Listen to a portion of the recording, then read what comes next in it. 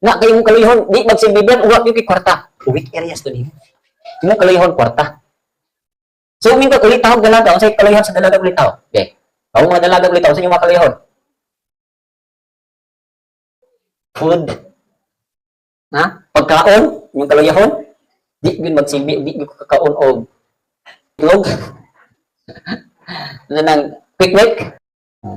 O yung kalihon food, or yung kalihon, sanina, sa pagod, yung kalihon, kailigon, to someone, na, yung diri, on exposure, be prudent. Satan attacks our weak areas.